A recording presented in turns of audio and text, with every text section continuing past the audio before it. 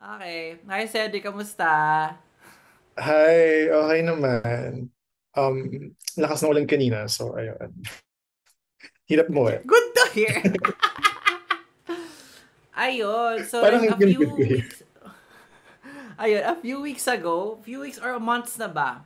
Parang months na, no? Nung Parang, I asked you to read a script of, yeah. my script pala. Ako pala nagsulat ng closing time. So, kamusta naman? Actually, ba yun nga, so funny kasi, hindi mo funny. But like, kanina gaya ko ng gym. And when you send it to me, papunta rin ako ng gym. So, oh my God, does that mean parang gym lang yung buhay ko? No, but like, punta ako nun sa gym. So, binabasa ko siya while I was in the gym. Tapos, parang ako nagbabasa ng smut. Nahihiya ako kasi yung mga, baka mamaya merong tao sa likod ko na nakikichika dun sa binabasa ko. Tapos yung binabasa ko, parang naglalaplapan sila. Nag-orgy sila. Ah, Parang ganun ako nice. binabasa ko. Pero natapos ko naman siya in between my sets.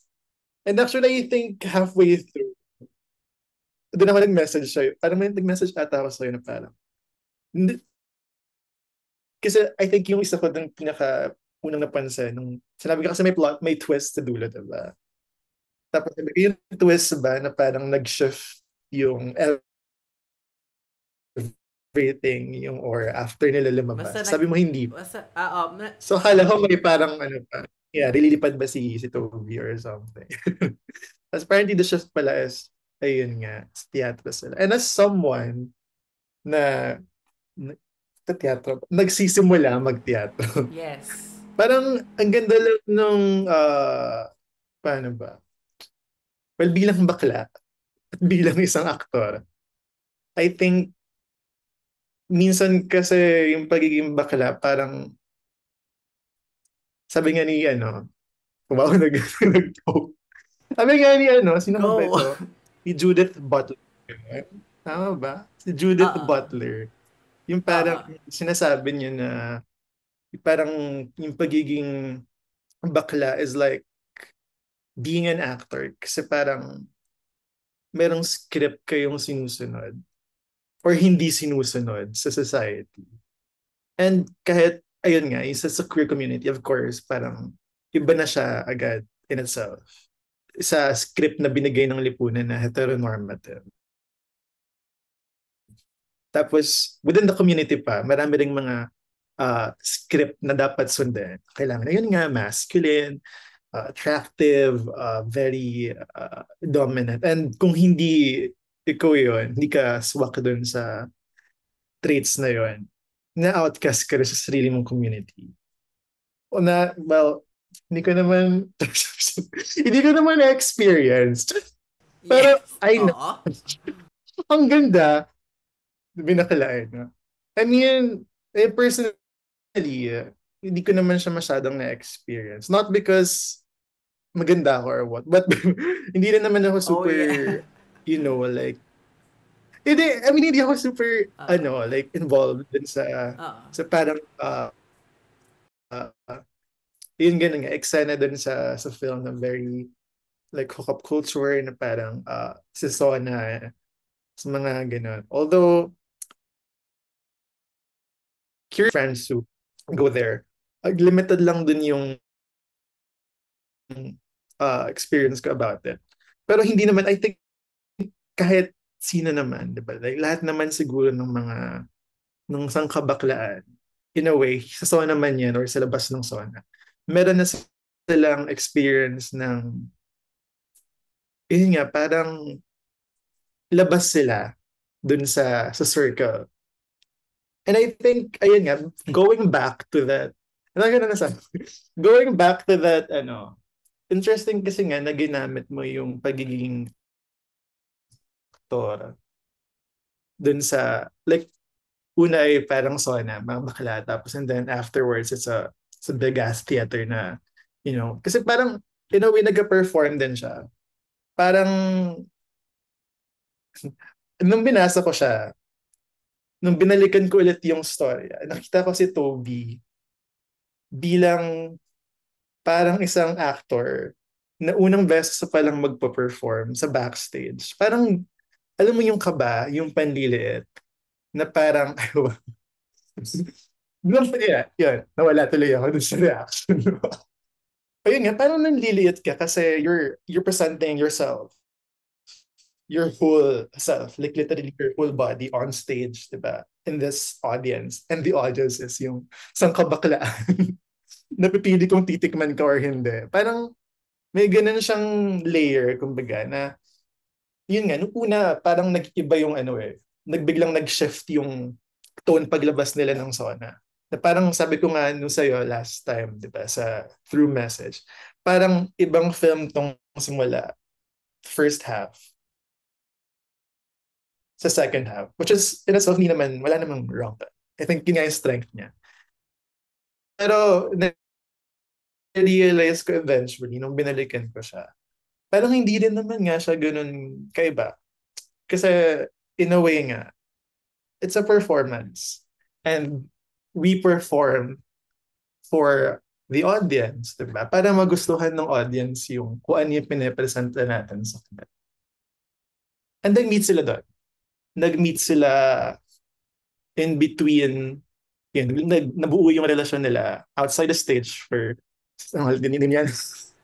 Ano din niya? JD. JD. Mm-mm. JD. And si Toby, nabuo yung connection nila outside the song and outside the stage. And I think that's a very interesting uh, atake. I don't know if it's intentional, pero ayun yung nakita ko. And natapos din yung storya sa labas din ng stage. Parang, it's a nice thing. Ayun, titigil muna ako. Baka may gusto ko i-chika about it. Hindi, pero salamat. Wow, salamat. Na ano, dun sa ano, yung tono, salamat. Hindi kasi, when you mentioned Judith Butler, parang, it makes a lot of sense. Kasi parang ako, nung sinulat ko siya, alam mo yun, susulat lang ako. Hindi, parang ako as a writer, sinusulat ko lang yung gusto kong isulat.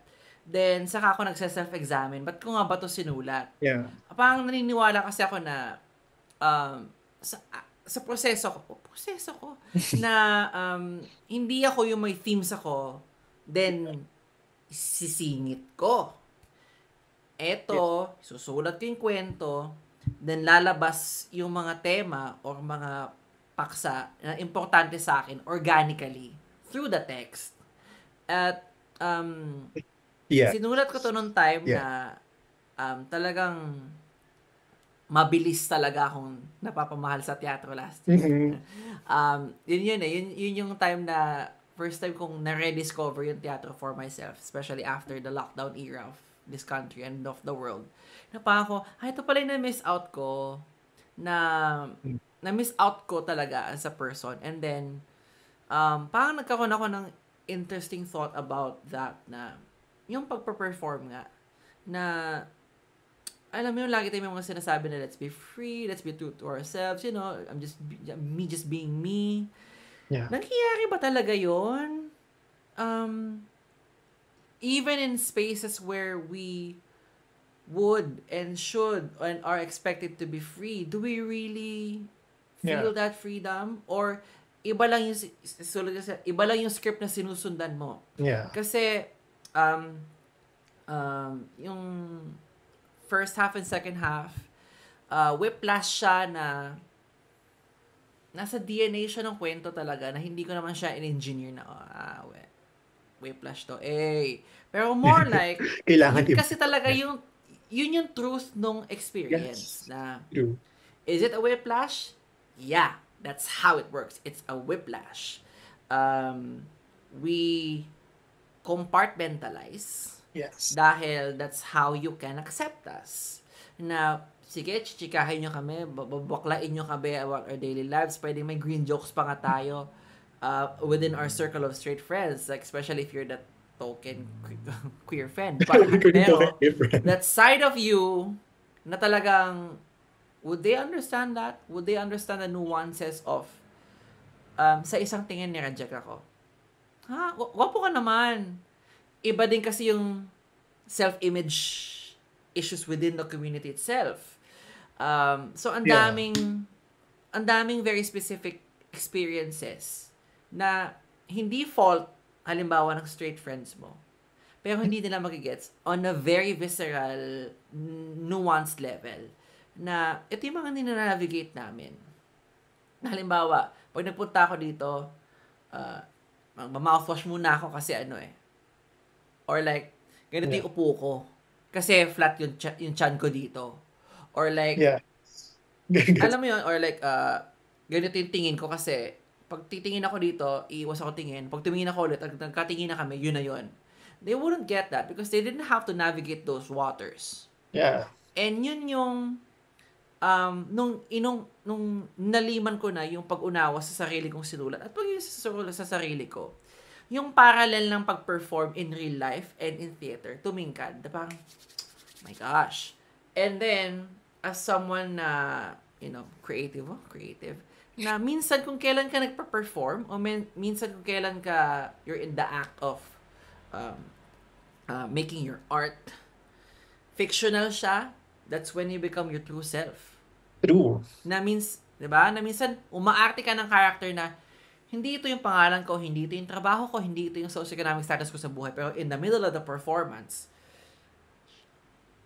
nararamdaman ko at nabibigay ko yung parte ng sarili ko dun sa pangyayaring yun. So yung contrast ng real life pero hindi ka nagiging totoo and performance talaga, teatro, pero nagiging totoo ka and the people that are in between.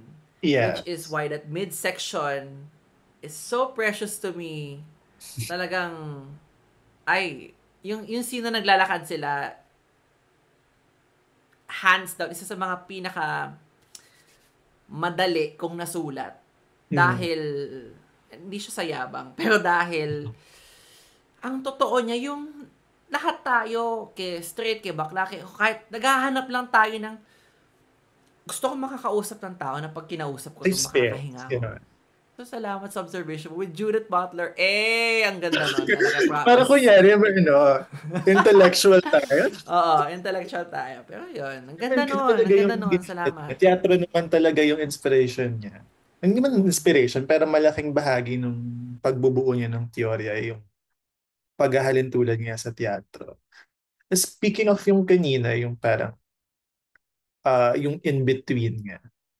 And I think parang as queer people, kasi we live two different worlds talaga in a way. Na parang, na yun nga, hindi magigets ng mga straight. Na okay, gets, okay siguro, kung mga straight ka, tapos party girl ka afterwards. Well, it's siguro two different worlds yun. Pero, iba kasi yung danas ng queer people na literally two worlds siya na paglabas mo sa sphere na to, kailangan yung iba na ako. Like sa isang work set, for example. Or like sa group of friends mo, ginto ka kasi nga, you have to conform. And yun nga, and then sa sauna, yung pag-express mo ng sexuality mo, sobrang different siya. Pag, pag tiningnan mo yung sarili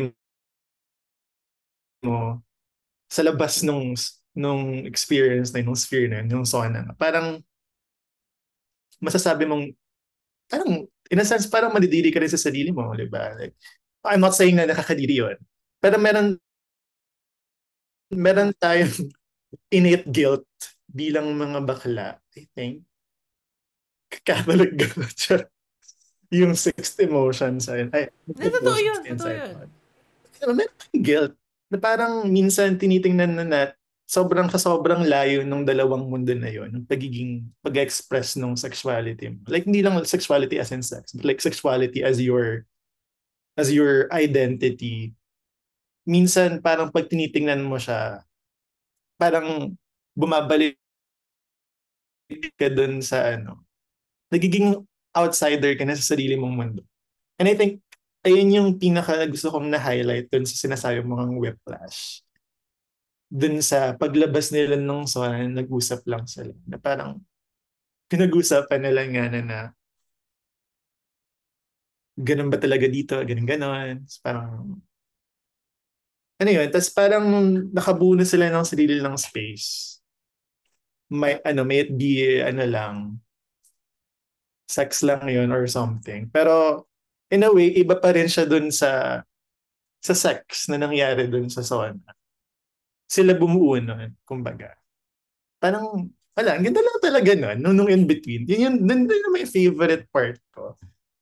Kasi, dun siya naging, paano ba? Well, personally, dun ako nakarelate.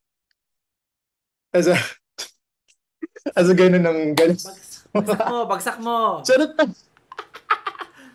Sige, lalabas ba natin to on record? As a bakla, parang, when I hook up kasi, parang, yun nga, sabi ko kanina, hindi ako masyadong into hookup culture. Na parang tinginan lang, yan, agad-agaran na. Pero for me, yung sa mga on my experience, mga hook up ko, nagiging friends ko rin, kahit hindi siya romantic. And I think ayun, I mean, doon ko nalalabas yung sexuality ko. In a way, by, alam mo yun, hindi lang yung literal na pagsasanib puwersa ng katawan namin. Pero yung experience namin bilang mga bakla, bilang queer people, parang doon kami nagkakaroon ng connection.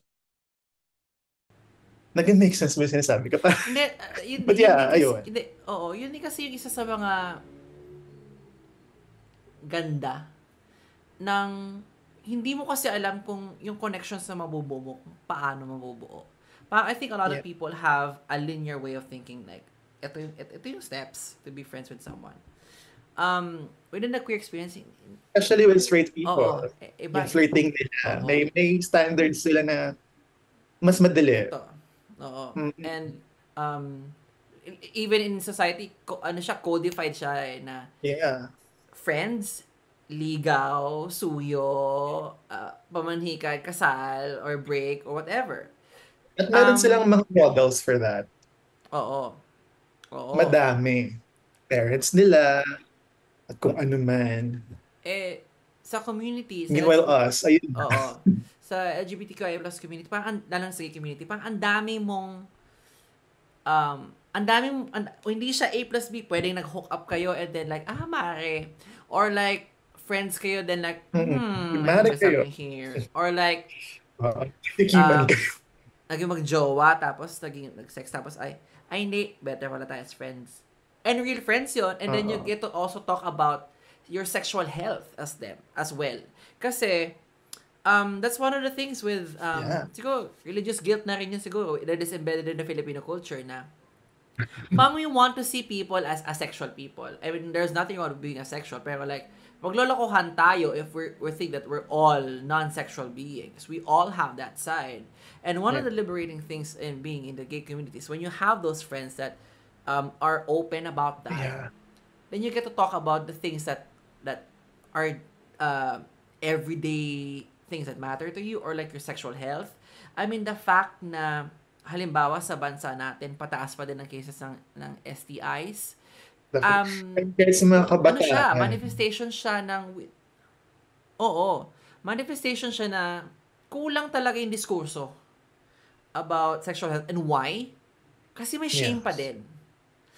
I mean, the fact na, and iba siya sa city, sa province din. Kasi sa city, halimbawa, you can go to a convenience store, ubos yung rack ng condoms.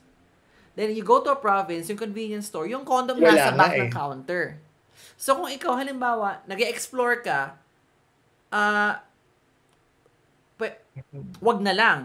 And then, yung part ng buhay mo, which is natural, which is sex, nagiging tabu.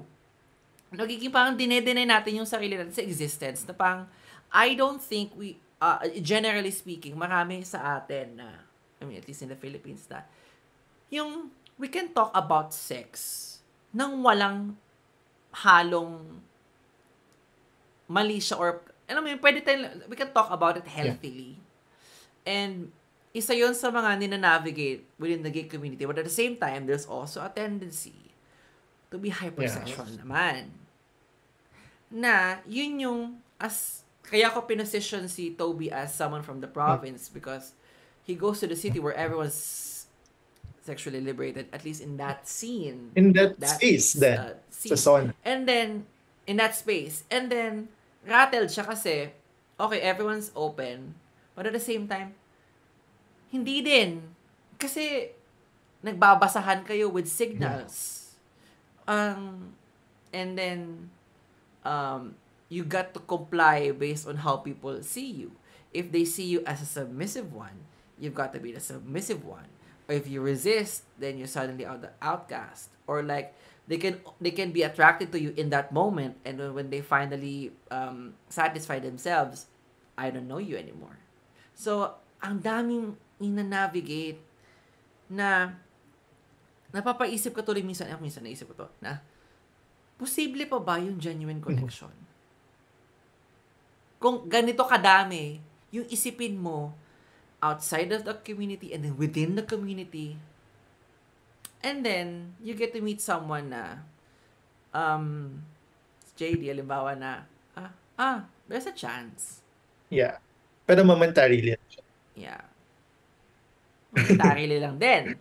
But because the culture is set up to be the double life, lagi siyang always on a tendency of the wall could fall anytime soon. Because when you're hiding, halimbawa, ina-isolate ko na sa buhay ko, then, ay, boss ko pala siya. Or, kakondo ko pala siya. Or like, friend siya ng friend ko. Or, Yeah. oh my gosh, siya yung nasa kabilang table. Yung, mayroon kang gano'n na parang ka naiipit na, shit, hindi na yung barriers na build mo for yourself, hindi bulletproof.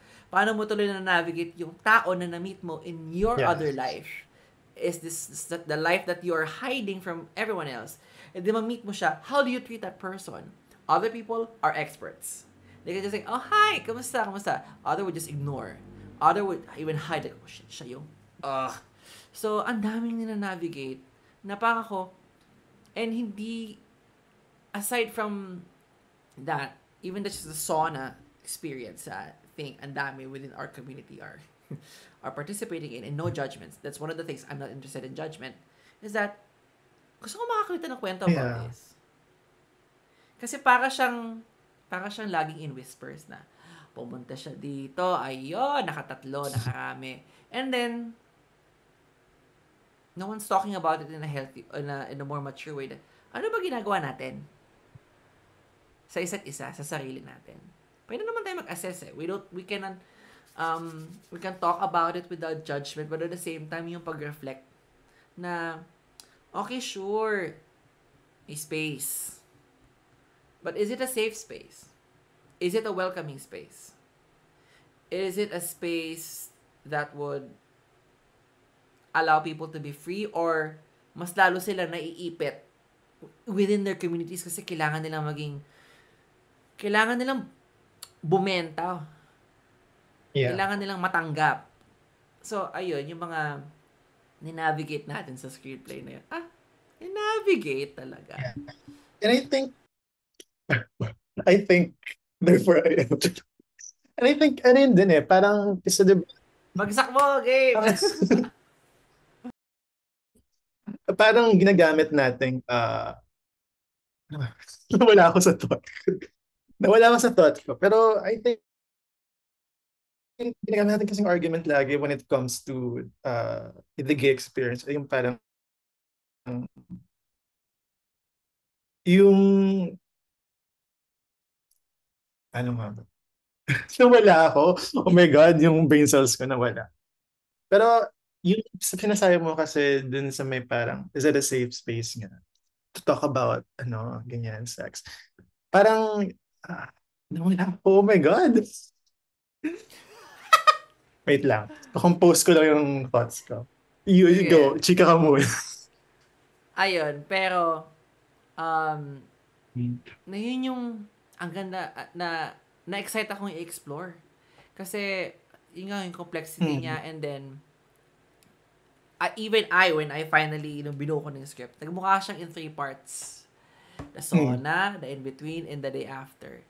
And, ako, okay, sige, yun yung structure ko. Okay, sige. Hindi naman ako stickler for like, ito po yung inciting incident natin mga kababayan, tapos ito yung conflict. Hindi, ako talaga kasi, sinulat ko lang siya na as ito siya, the structure is what it is, so sinusundan ko yung kwento, yun yung structure niya.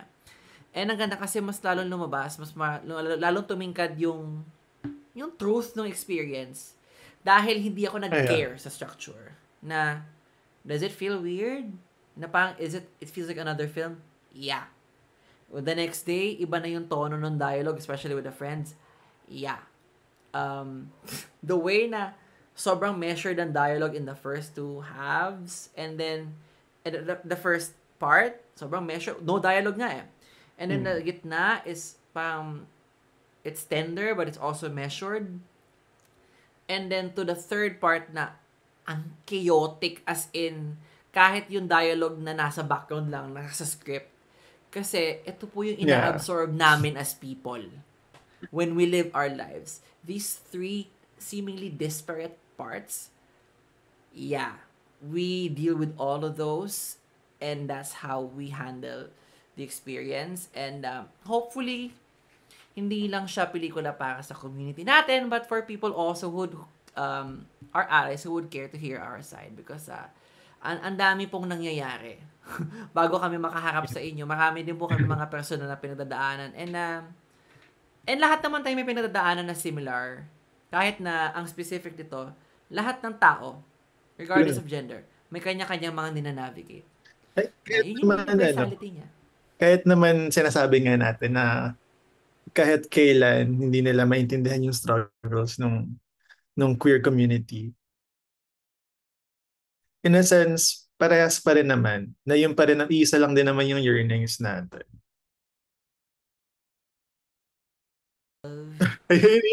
Yun na yan. Serious. Kaya Pero nga, yeah, na diba? I mean, mas diba? marami lang steps natin. Pero in the end, yung isa lang naman yung gusto natin. Ayun, so, kamusta naman yung third part sa'yo? Without spoiling, tsakat. Ha? As someone na Yung nagtateatro ano? din, kamusta yung third part sa'yo? Third.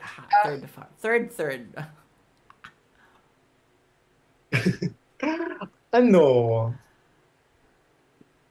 Actually, medyo may ganun experience ako, but not like parang someone in the audience na parang kita ko. And I think balikan ko yung sinabi mo doon. Castmate? Ha? What? Castmate, What? Charis. Hindi. Wala ko sinabi. So yun, di ba, babalikan ko yung sinabi mo kanina na parang, ayun nga, parang bilang isang aktor, may mga bagay na bilang isang bakla, na, ayun nga, bilang isang miyembro ng queer community, may mga bagay na parang, pinaprefer, pero parang hindi totoo in real life. Pero meron na mga bagay sa stage o sa teatro na hindi naman ikaw, pero nagiging totoo. At very nakarelate ako doon kanina na sinabi mo. Kasi yung role ko doon nga sa recent play ko, which is I think, I consider my first actual play kasi yung mga nauna naman, hindi naman ganun kalaking production. Hindi ko naman sinasabing, hindi ko naman dinadawnplay, pero ito yung kinoconsider ko na doon talaga ako nag-grow bilang isang theater actor na nanggaling yun nga, sa film. Iba siya na, yun nga, nakita ko doon sa script mo yung pagkakaroon nga ng dalawang mundo na sinasabi ko kanina.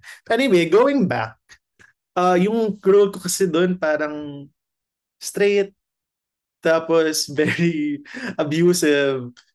So, parang nung una ko siyang binubuo yung karakter. Nag-struggle ako, of course, to relate to it.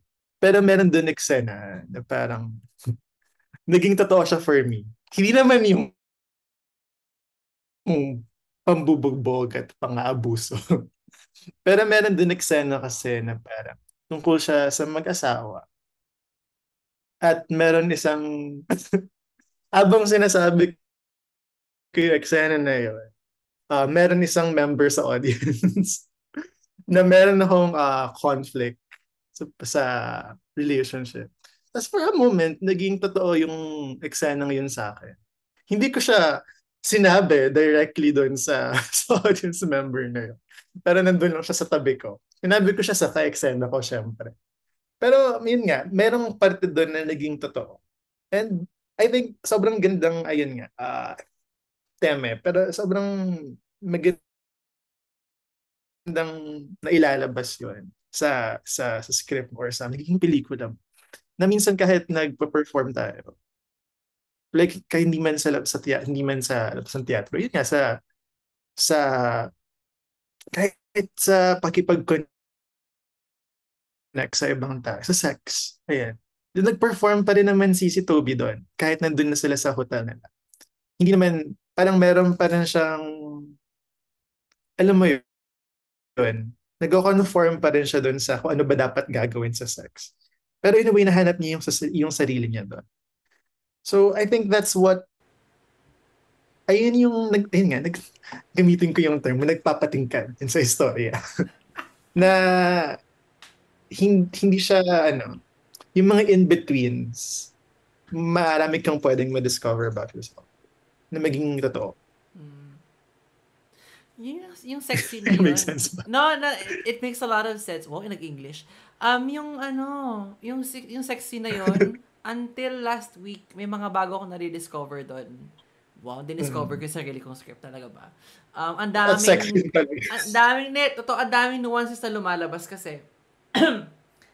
Iba parang alam mo yun, when you humanize such a topic, halimbawa, sex, you realize, why do we take it as a taboo? It's just a human experience. And when, ang daming nangyayari ang daming things about sex na hindi lang yung mismong act. Halimbawa, you face your insecurities. You face the feeling of the vulnerability of being so intimate with someone. You face lalo na kung stranger, halimbawa, the uncertainty, halimbawa, sobrang bad ko to, magkikita pa ba kami nito? Or like, hindi ko siya gusto, kailan ba ito matatapos? Alam mo yun, ang dami mong ninanavigate with the person, with yourself, physically, mentally, emotionally. Okay, halimbawa, natapos kayo, happy ending. Pero after that, bumagsak kayo emotions mo, then you start thinking about things in your life. Like, yeah, this is a good night, but then, when am I gonna have a good life with someone a night again with the same person, another person, and then that affects how you deal with other people. Kasi halimbawa kung bad experience ka dito sa night na to, how would it reflect on your self-confidence when you're at work, when you're with your family, yung pagtingin mo sa sarili mo na halimbawa na devalue ka nung sex partner mo, halimbawa na nakaka-affect ba yun sa self-worth mo sa person? I would say yes. And yung ganda naman, wala akong magandang transition. Pero yung sa teatro is that, yun nga, yung lumalabas yung totoo. And as an up-and-coming talaga, na kaka-workshop, nag-workshop ako sa PETA once. Twice na pala. Tsaka kakatapos lang ng Sunday. Yung dalawa kong roles, isa ay isang politiko na walang pakialam na na-food poison yung mga nasa party nila. At yung role ko last Sunday ay isang pusa. Wala akong relatability at all sa characters yun on a surface level. But once you do the character work, once you do the scene work, when you're in that moment, may ano siya, parang yun yung magic ng as an audience member, kahit alam mo syempre na minsan ka sa pelikula, meron pang di ba? They can make it as real as possible, at least on a visual level.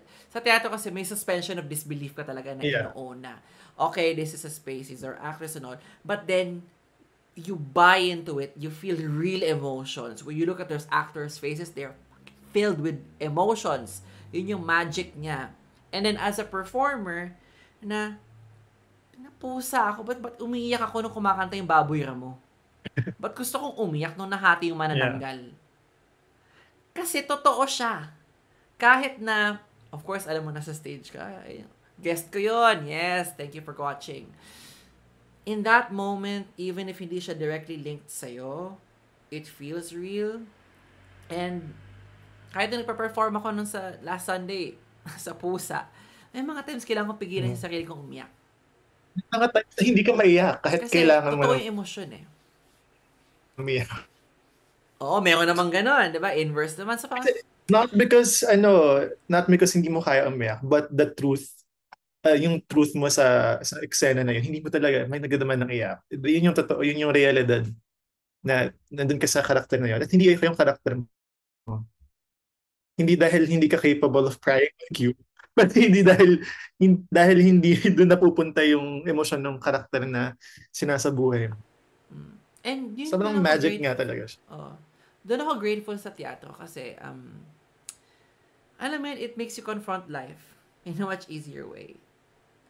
Because you get to have these actors live these stories, and then you're just at the receiving end of their generosity. And they're also receiving from you as an audience member.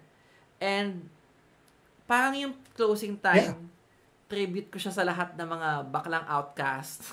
Tribute ko siya sa lahat ng mga taong hinahanap yung sarili nila, kung may magkakagusto ba sa kanila, may magmamahal ba sa kanila. Tribute ko to sa lahat ng mga artista ng teatro na same thing. Charit. na na nabibigyan, they're able to give so much life through that 1.5 hours, 2 hours, 3 hours, musical man yung straight play. Hindi man direct na nangyayari sa'yo yung mga nangyayari sa play. Ang dami mong nare-receive, and siguro ang ganda lang talaga na ito yung Yeah. point ng buhay ko na natahi ko both that side, that exploration of sex in the theater.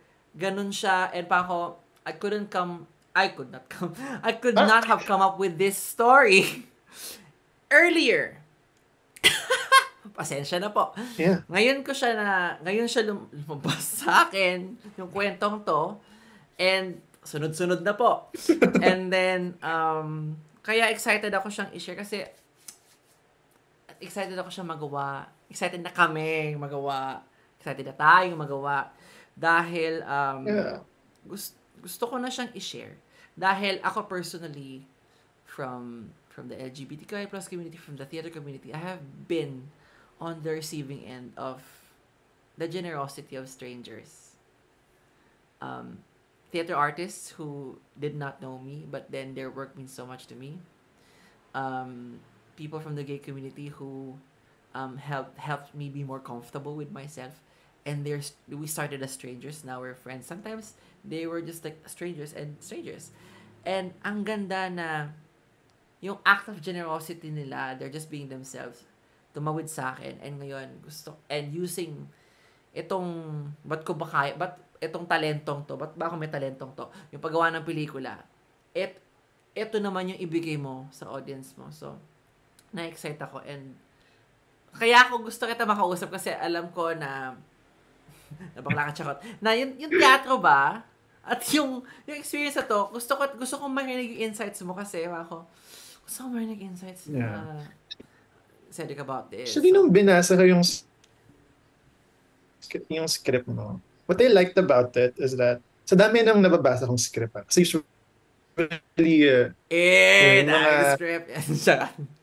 hindi naman, kasi minsan kinukuha rin akong consultant ng mga tao sa UPFI as a creative writing, of course. Tapos palagi kong sinasabi kasi sa kanila, palagi kong critique sa mga UPFI people is that may plot ka pero wala kang, hindi umiikot, hindi character driven yung story. Kaya hindi siya nagiging, hindi siya relatable. And what I liked about your story is that it's simple, pero umiikot talaga siya sa character. And I think, ewan ko, ayun din yun minsan yung yung fault ng mga gumagawa ng mga kwento tungkol sa in general. Queer man yan o hindi. Na parang, sige, inuuna nila yung gusto nilang sabihin bilang writer, bilang director. Pero hindi nung karakter nung sinusulat nila. Kasi naturally, yun, organic naman siyang lalabas. And I think nagawa mo naman yun. Organically lumabas yung gusto mong iparating. Ayun nga, diba? Ang dami kong nasabi, pag nagpa-Judith Butler pa tayo, ah, hindi mo naman yun sinadya na kailangan si Judith Butler ay lilitaw dito sa sinusulat kong screenplay, di ba? Pero magaling siya na malabas kasi I think sa danas mo rin na bilang ayan nga, na bilang isang aktor, up and coming actor, Yes! isa siyang Yes! lumalabas. Sa mga characters na sinusulat. Yun din yung lagi kong tinitingnan bilang, ayan nga, bilang isang, ayun nga, background ko ay sa pagsulat. At yung trabaho ko ay pag-arte. Hinahanap ko lagi sa script ay kung character-driven ba yung script. Kasi, ayun, hirap explain na pagiging character-driven eh. Pero, ayun siya, makikita mo lang siya. Wala kang mahanap na guidelines para maipalabas yung mga nuances ng character. Yung kung ano yung gusto mong iparating sa pelikula. Kung hindi mo ilalagay yung sarili doon sa mga karakter na sinusulat. Hindi mo siya gagawin, kailangan mo siya i-humanize eh. Kahit gaano pa yan kasama, kahit gaano pa kasahol yung karakter na sinusulat mo. Kailangan mo siyang i-humanize. Not because you want to justify their actions, but because you have to make it truthful. Diba? Para makarelate yung audience. So yun. Yeah, nice siya. Kasi feeling ko magigets, it's very relatable. Not because it's simple, but because Gettable. it's character-driven. Character-driven. Yun. Nakano siya. Nasundan natin si Toby, hindi lang dahil siya yung bida, pero dahil binuo mo yung mundo around him.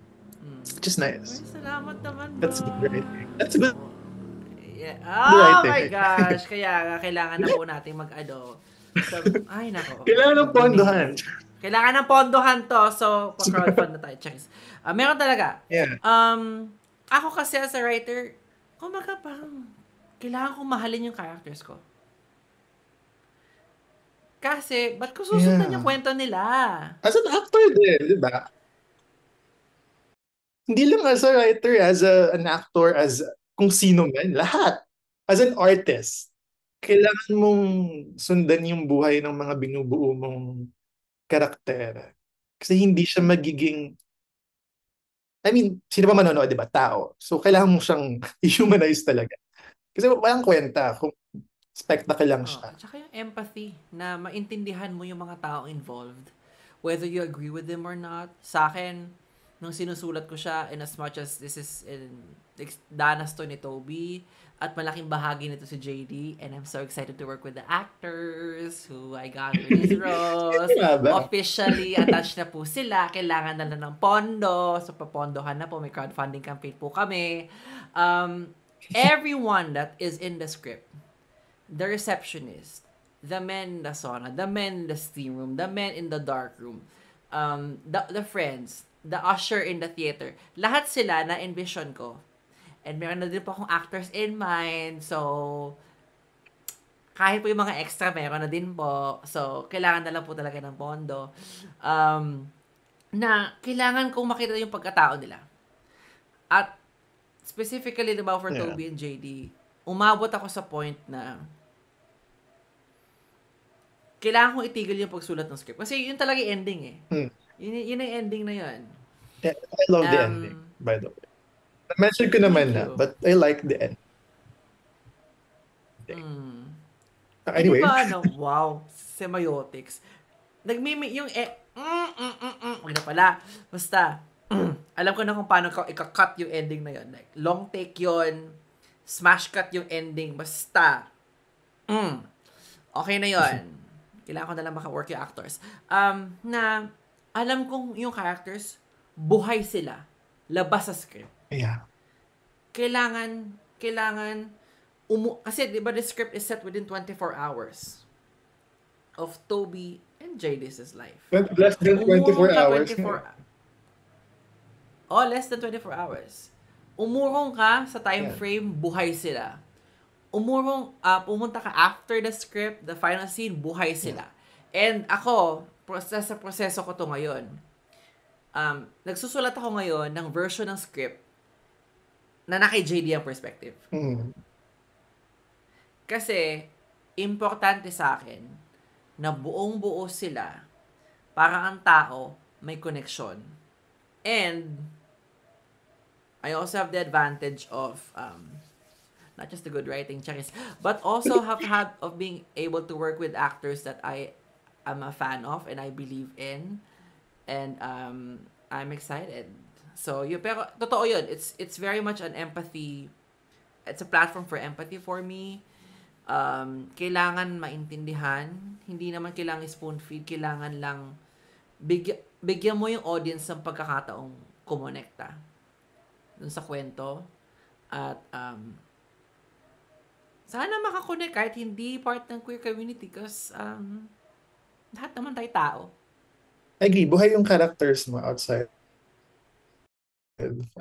Ay yung hinahanap ko lagi sa mga script. Kasi I think sign din siya na kapag kayang mag-detach ng writer or nung director dun sa mga character na binuo niya, ibig sabihin, tama yung pagbuo dun sa characters. Kasi hindi na ikaw yun. Siya kapag binagay pa yun, iba pa yung gawin nila diba, sa shoot na yun. Kaya, pwede ka naman sabi pa. Pwede ka naman sabi pa. Sila, yun. Pero ayun nga din, na-excite din ako kasi, for sure, having seen their work in theater, in film, may clue na, multi-platform actors, na alam ko na, nakita ko na yung nagawa nila at marami pa silang magagawa that they could bring in. And with the conversations I've had with them, talaga namang mas may enrich pa nila. And I think hindi mo na binago yung script diba? Since April, I think may dinagdag lang akong isang scene, pero basically mula sa sequence treatment yan na yun. Sequence treatment ng September, October, may nadagdag lang isang scene, may cling scene hanggang ngayon na July 2024 na. Buo na yun. Like that. May mga script talaga na pag binigay mo sa actors, sila na bahala. Kasi nga, alam mo yun, tingnan natin sa sa shoot. Eto na. Off the record kasi di ba totoo? May sarili silang danas na ibibigay nila. Naman. And na-excite ako doon. Kasi, walang, kahit kambal pa, walang dalawang tao sa mundo na pareho ang experience. Lahat tayo may mga unique stories to tell. And, na-excite na ako sa collaboration na si DOP, anong ideas niya? Kasi may idea na ako. Yeah. Actually, may idea na ako. Pero may ideas din si DOP. Kasi, halimbawa, we're gonna shoot scenes of intimacy. We have to understand, ba't ba itong characters ito ay, And then, si intimacy coordinator, may dadalhin din siya. Yeah. Si editor ako, may dadalhin din ako. Si casting director, ako pa din yung casting director. So, may mga dala-dala tayo. Tapos, ako magsulat, ako magdidirect, as one of the producers, ako pa din yon. So, marami tayong dala-dala, pamuntang set. And then, yung actors mismo, and everyone else, who would bring in. Kaya, excited na ako makipag-collaborate sa mga tao kasi, nami-miss ko na po mag-collaborate sa pelikula kasi, teatro po ang nag-feed ng soul ko. So, kaya excited na ako. So, maraming salamat, Cedric, for this conversation kasi, at saka the conversation, as someone at creative writing, you're an actor, salamat sa insight kasi mas lalo kong na-appreciate na we're doing this.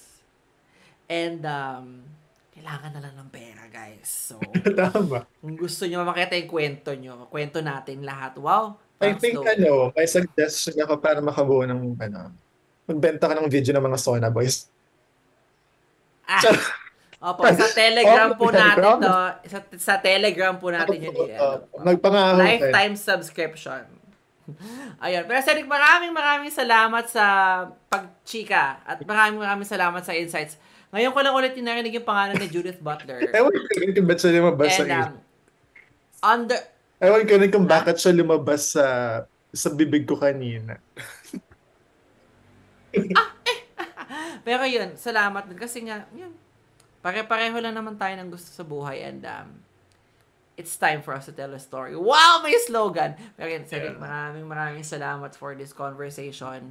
Na on the record.